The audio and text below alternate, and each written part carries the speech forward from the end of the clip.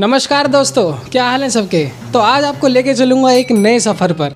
आज आपको सिर्फ व्लॉग दिखाएंगे ही नहीं बल्कि सुनाएंगे भी। सफर पर जाने से पहले एक छोटी सी झलक आपके लिए ये रही।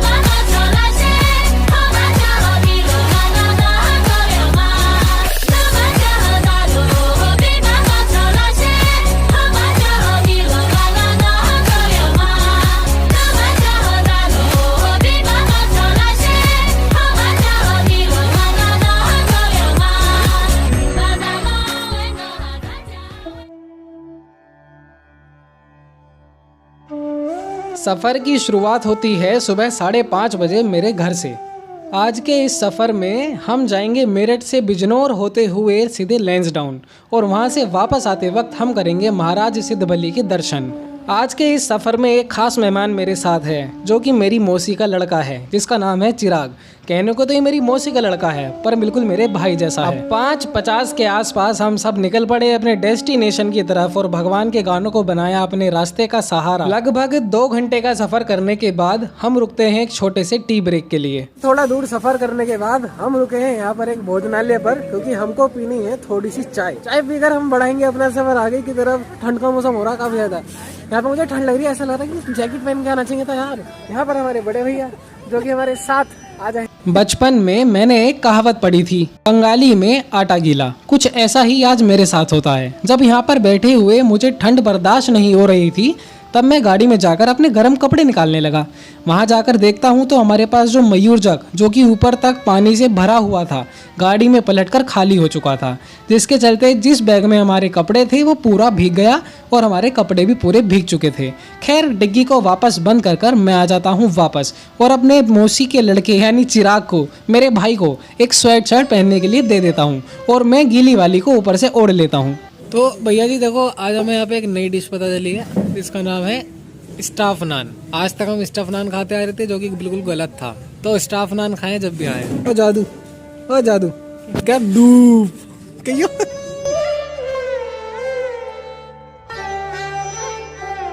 चाय नाश्ता कर हम चल दिए अपनी डेस्टिनेशन की तरफ। थोड़ा सा हमने खा पी लिया। ढाबे पर चाय पकौड़े के आनंद उठाने के बाद हम फिर से चल पड़ते हैं और पहुंच जाते हैं बिजनौर के बैराज घाट, क्योंकि हमें यहाँ पर थोड़ा सा सिलाने का कार्यक्रम करना था। भगवान से रिलेटेड कुछ वस्तुएं होती हैं जो कि हम घर में नहीं रख सकते हैं, उनको हम गंगा के पवित्र पानी में सिला देते हैं। अभी हम पहुंचे हैं बैराज घाट। यहाँ पर एक घाट बनाया गया है जहाँ पर गंगा जी का ही पानी को रोका जाता है। वो किस पर्पज से वो तो मुझे नहीं पता, देखो ज्यादा मैं जानता नहीं। और ये सारा जो पीछे आप देख रहे हो गंगा जी का पानी है। गंगा जी के पवित्र पानी में बहुत सारे पक्षी लोग आराम से अपना एंजॉय कर रहे हैं। देखो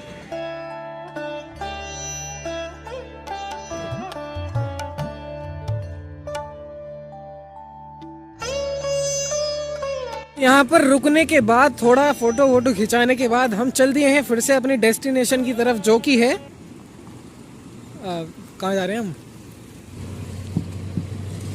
कहाँ जा रहे हैं हम? कोटद्वार। हाँ, कोटद्वार। अब 4 घंटे तक लगातार सफ़र कर रहे थे तो गाड़ी में बैठा हर इंसान थोड़ा थोड़ा थक चुका था, पर मैं मानो एक अलग ही उत्साह के साथ गाड़ी के अंदर बैठा बिना पलक झपकाए इस बात का इंतज़ार कर रहा था कि कब अपनी डेस्टिनेशन की तरफ हम पूरी तरह पहुंच जाएं और सुंदर सुंदर पहाड़ों को अपनी आंखों से देखें। कोटद्वार में थोड़ा आगे चलने के बाद मुझे कुछ अनोखे यात्री मिले जो कि अपनी मंजिल का पता बिना जाने बस चले जा रहे थे। अपने उत्सुक मन को मैं काबू नहीं कर पाया और गाड़ी में से निकलकर आनंद लेने लगा। मेरठ से लैंसडाउन तक का सफ़र लगभग 171 किलोमीटर तक होता है और अगर आप कोटद्वार में रहते हैं तो कोटद्वार से लैंसडाउन आप केवल 40 किलोमीटर का सफ़र तय करने के बाद पहुंच सकते हैं। जी हम रुके हैं फिलहाल थोड़ा सा साइड में, क्योंकि ऊपर चढ़ते हुए काफी ज्यादा टाइम हो चुका है, बार बार मोड़ आ रहे हैं और सिर हमारा घूम चुका है, तो हमने गाड़ी लगाई इस साइड में और आगे थोड़ा व्यू का आनंद लेने। अरे मैं फिसल गया मेरे भाई।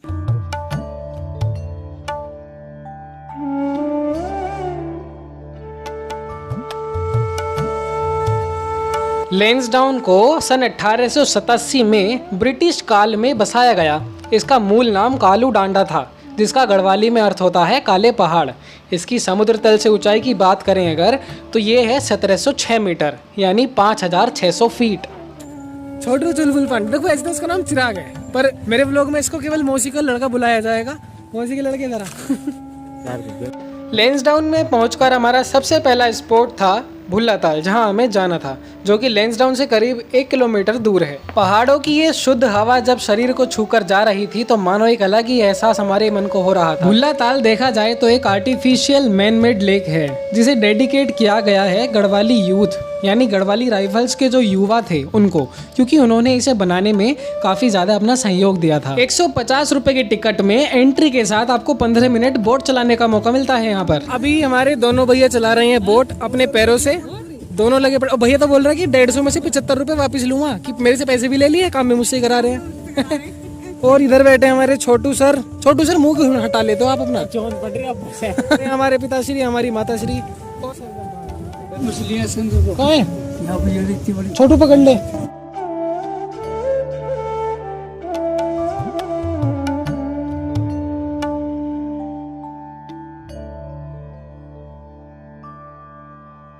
भुल्ला ताल के चारों तरफ बैठने की बहुत ही सुंदर व्यवस्था और पार्क बनाया गया है, जिसमें बच्चों के लिए झूलों का भी यूज किया गया है।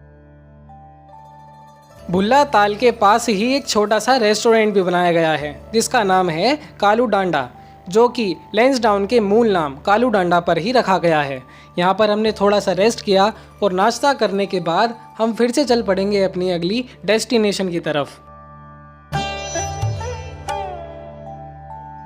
अभी हम जा रहे हैं टिप इन टॉप। इन टॉप बोले तो क्या है, एक ऐसी जगह जहाँ से पूरा व्यू दिखाई देता है पूरे लैंसडाउन का। ऐसे करीब 1.5 किलोमीटर दूर है, पैदल पैदल चलकर ही जाएंगे। वहाँ पे उसका व्यू लेंगे, फोटो वोटो खिंचाएंगे, फिर सीधे अपनी गाड़ी में और गाड़ी से जाएंगे सीधा सिद्धबली टेम्पल। सिद्धबली टेम्पल। तो आइए आप भी चलिए और आपको भी दिखाते हैं थोड़ा नज़ारे कैसे हैं। आजकल मैं देख रहा हूँ मेरे व्यूअर्स हैं नेपाल से भी हो रहे हैं, नेपाल और पाकिस्तान से। वहाँ के लोग भी आपको मैं दिखाने की कोशिश कर रहा हूँ अपना इंडिया कैसा है। इंडिया, नेपाल तो इंडिया में आ रहा है। टिप इन टॉप पर्यटकों के बीच एक बहुत ही लोकप्रिय स्थान है। टिप इन टॉप समुद्र तल से 2000 मीटर की ऊंचाई पर स्थित है और बहुत खूबसूरत है। टिप इन टॉप पहुंचकर आप गढ़वाल हिमालय की त्रिशूल चोटियों का अद्भुत दृश्य अपनी आंखों से ले सकते हैं। साथ ही साथ यहाँ पर सूर्यास्त का एक बहुत ही सुंदर दृश्य भी आप अपनी नंगी आंखों से देख सकते हैं। लैंसडाउन से टिप इन टॉप तक का सफ़र आप अपने प्राइवेट व्हीकल से भी कर सकते हैं और साथ ही साथ यहाँ पर कैब के द्वारा भी आया जा सकता है।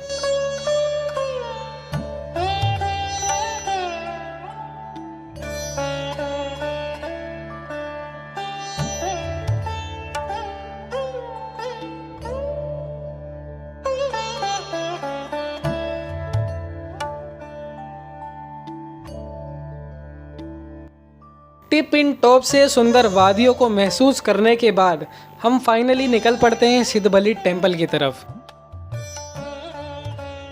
लैंसडाउन में एक बहुत ही सुंदर मार्केट भी लगता है। उस मार्केट से टिप इन टॉप की दूरी करीबन 2.5 किलोमीटर के आसपास होती है। टिप इन टॉप जाते वक्त रास्ते में आपको एक चर्च भी मिलता है, जिसका नाम है सेंट मैरी चर्च। महाराज सिद्धबली धाम जाते वक्त हमें रास्ते में एक नया साथी मिलता है। सिद्धबली मंदिर कई महान संतों की आस्था और भक्ति का स्थान है। सिद्धबली मंदिर नाथ समुदाय के लिए भी एक पवित्र तीर्थ है, क्योंकि यहाँ नाथ गुरु गोरखानाथ ने यहाँ कई वर्षों तक ध्यान किया था। कोटद्वार सिद्धबली धाम 84 पीठों में से एक है। ऐसा माना जाता है कि यहाँ से कोई भी भक्त आज तक कभी भी खाली हाथ नहीं लौटा। उसकी मनोकामनाएं सदैव पूरी होती हैं। इस मंदिर में प्रसाद के रूप में गुड़, बताशे और नारियल विशेष रूप से चढ़ाया जाता है। ऐसा मान्यता है कि कलयुग में शिव का अवतार माने जाने वाले गुरु गोरखानाथ को इसी स्थान पर सिद्धि प्राप्त हुई थी, जिस कारण उन्हें सिद्ध बाबा भी कहा जाता है। आज भी ऐसा माना जाता है कि हनुमान जी प्रहरी के रूप में भक्तों की मदद को साक्षात रूप से यहाँ विराजमान हैं। मंदिर के बराबर से ही खोह नदी प्रवाहित होती है। सिद्धबली महाराज के बराबर में ही शिव भगवान का एक बहुत सुंदर मंदिर है। दर्शन करने के बाद हम यहाँ पर चाय और मैगी का एक छोटा सा नाश्ता करते हैं और चलते हैं वापस अपने घर की तरफ।